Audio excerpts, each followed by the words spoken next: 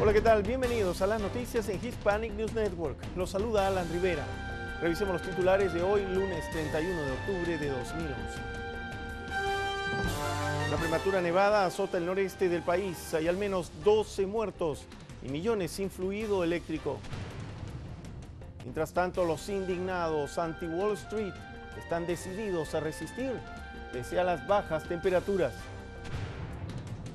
Anuncian millonarias pérdidas para Alabama tras la puesta en marcha de su ley contra los indocumentados. Nació Danica Camacho, la habitante 7.000 millones en el planeta. En los deportes, los organizadores de las Olimpiadas empiezan a preocuparse por un problema de espacio.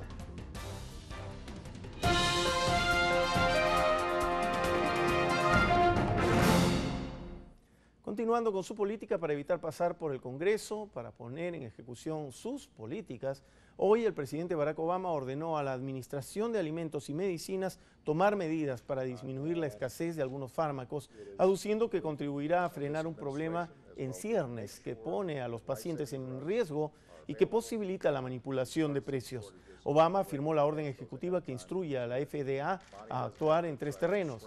Primero, ampliar sus informes sobre posible escasez de fármacos. Segundo, acelerar la revisión de solicitudes para cambiar la producción de medicinas que puedan escasear. Y tercero, suministrar al Departamento de Justicia más información sobre posibles casos de asociación ilícita o manipulación de precios. El Congreso ha estado tratando de hacer algo acerca de este asunto desde febrero y no ha sido capaz de lograr hacerlo. Y es una convicción de mi gobierno de que no podemos esperar, sino que tenemos que avanzar en esto. Obama recordó que se han atribuido muertes a la escasez de remedios que tienden a afectar los medicamentos para el cáncer, anestésicos, fármacos utilizados en medicina de emergencia y electrolitos necesarios para alimentación intravenosa. Los hospitales se han visto obligados en muchos casos a comprar a abastecedores secundarios a un fuerte sobreprecio y se han demorado operaciones quirúrgicas y tratamientos contra el cáncer. Y en noticias de política electoral, el aspirante a la candidatura presidencial por el Partido Republicano, Herman Cain, negó una versión que le señala haber sido acusado reiteradamente de hostigamiento sexual. Esta mañana, en una declaración pública, el comando de campaña de Cain dijo en un comunicado que la versión de que fue acusado 2 veces cuando ocupaba el cargo de presidente de la Asociación de Restaurantes no es cierta y que son ataques injustificados. Más tarde, en una entrevista a la cadena Fox, el mismo Cain negó tajantemente las acusaciones que señalan que acosó sexualmente a 2 mujeres durante los años 90, afirmando que son totalmente falsas y sin fundamento. Las autoridades informaron hoy que al menos 12 personas murieron a causa de la nevada más prematura que se recuerde en el noreste del país. El temporal dejó hasta 30 pulgadas de nieve y cortes de electricidad que dejaron a unos 3 millones de usuarios sin electricidad. Decenas de escuelas cerraron hoy. Numerosas comunidades, desde Maryland hasta Maine, que sobrellevaron un crudo invierno el año pasado, seguido por tormentas e inundaciones, volvieron a abrir refugios, a cerrar caminos y a suspender o demorar el transporte público. Y es que una monstruosa tormenta de nieve con una intensidad más parecida a las que se ven en febrero, dejó el domingo sin electricidad a más de 3 millones de hogares y empresas en el noreste del país. Y los efectos de la tormenta probablemente seguirán haciéndose sentir hasta después que se derrita la nieve, lo que se espera ocurra a mediados de esta semana, según el Servicio Meteorológico Nacional. La tormenta de nieve provocó una precipitación récord para octubre y se intensificó al avanzar hacia el norte. Las comunidades en el este de Massachusetts estuvieron entre las más afectadas. Se declaró estado de emergencia en Connecticut, Massachusetts, Nueva Jersey y partes del estado de Nueva York. La tormenta obligó a las empresas de electricidad a movilizarse desde el domingo para restablecer el suministro a más de 3 millones de viviendas y negocios. La mañana de hoy lunes, el número de usuarios sin electricidad seguía por encima de los 2 millones.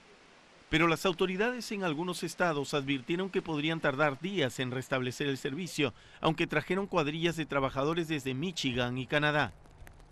Los árboles, ramas y postes del tendido eléctrico seguían obstruyendo caminos y líneas ferroviarias en la región. Varias localidades cancelaron todas sus actividades, temerosos de accidentes en las zonas con líneas de electricidad en el suelo o árboles tambaleantes. En Nueva Jersey, el gobernador Chris Christie declaró que el daño a los servicios públicos fue peor que el causado por el huracán Irene en agosto. Y la situación es similar en Connecticut, donde los 800,000 usuarios que se quedaron sin electricidad fueron más que los damnificados por Irene. Bueno, y en relación a esto, están afectados por los fuertes vientos. Los manifestantes del movimiento Occupy Wall Street se refugiaron en sus tiendas en el Parque Zuccotti, en pleno centro financiero de Manhattan, en donde permanecieron desde mediados de septiembre, donde están desde septiembre. Los activistas que han prometido mantenerse firmes contra la policía y los políticos también enfrentan ahora otro adversario, que es el frío. A medida que desciende la temperatura, los indignados acumulan abrigos y mantas, tratan de asegurar catres y tiendas de campaña de estilo militar y siguen consejos de supervivencia de indigentes que se les han unido. Pero los peligros de permanecer al aire libre ya se manifiestan. En Denver, Colorado, 2 asistentes fueron hospitalizados con hipotermia la semana pasada durante una tormenta de nieve. Y por lo menos 33 manifestantes del movimiento indignados fueron arrestados en Austin, en la capital de Texas. Los arrestos se produjeron luego que las personas se negaron a abandonar las inmediaciones del centro cívico donde habían instalado una mesa. Occupy Austin no ha informado hasta el momento sobre el incidente. Simultáneamente, en el estado de Oregon, en la ciudad de Portland, otras 24 personas fueron detenidas bajo cargos de invadir propiedad pública al negarse a abandonar un parque que cierra al público a la medianoche. Y en tanto, las autoridades ingresaron a un campamento de indignados en Denver, Colorado, nuevamente, y arrestaron manifestantes horas después de un forcejeo a las afueras del Capitolio Estatal que se convirtió en una escaramuza. La policía actuó violentamente, llegó a usar gas pimienta y balas de goma para reprimir a los manifestantes. El vocero de la policía informó que 15 personas fueron arrestadas. Y también manifestantes del movimiento Ocupemos Nashville, esto en Tennessee, y funcionarios estatales de ese estado se enfrentaron por tercera noche consecutiva a pesar de que un juez local se ha negado terminantemente a encarcelar a los activistas. Los roces entre los funcionarios estatales y el magistrado local han impulsado a los manifestantes y se han multiplicado en las calles.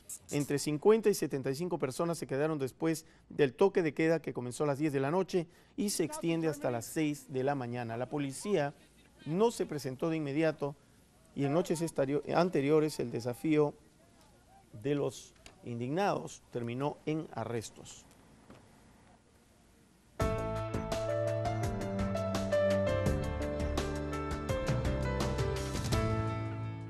Como ya sabemos, la ley Alabama entró en vigor y aunque algunos puntos de la misma fueron bloqueados judicialmente, no cabe duda que su finalidad ya se está cumpliendo, es ahuyentar a los inmigrantes indocumentados de ese estado.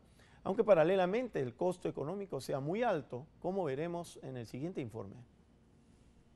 La ley Alabama establece que la policía tiene la obligación de exigir pruebas de estatus legal a cualquier persona que aparente ser extranjera. Además, los administradores de las escuelas tienen la obligación de preguntarles a los niños acerca de su estatus migratorio y el de sus padres. La ley además aconseja a las personas en general y a los negocios, incluyendo las compañías de energía eléctrica, que no firmen contratos con aquellas personas que no pueden demostrar que están legalmente en el país. Esto está generando el más grande éxodo de inmigrantes en la historia de ese estado, y aunque algunos grupos antiinmigrantes lo celebran, lo cierto es que alguien tendrá que, finalmente, los negocios privados y agencias estatales de Alabama tendrán que pagar la factura que esta ley tan drástica traerá a la economía del estado. Y según los especialistas, se trata de pérdidas económicas muy altas, lo que agudizará aún más la crisis en ese estado que ya se encuentra sufriendo una situación financiera difícil. Por ejemplo, se tendrán que sumar los costos de entrenamiento que los oficiales de policía van a tener que recibir para poder hacer cumplir la nueva ley sin violar los derechos civiles de las personas. Y es que, por citar solo un caso, las personas con TPS, aunque no son residentes, sí tienen autorización para permanecer en los Estados Unidos. pero un oficial inexperto no podrá apreciar la diferencia y podrían cometerse injusticias. Por otro lado, el costo de detener sospechosos de ser inmigrantes indocumentados, sin excluir los costos legales por las posibles demandas que se entablarán en contra del Estado. Además, el presupuesto de ese Estado también se verá afectado con el éxodo de indocumentados.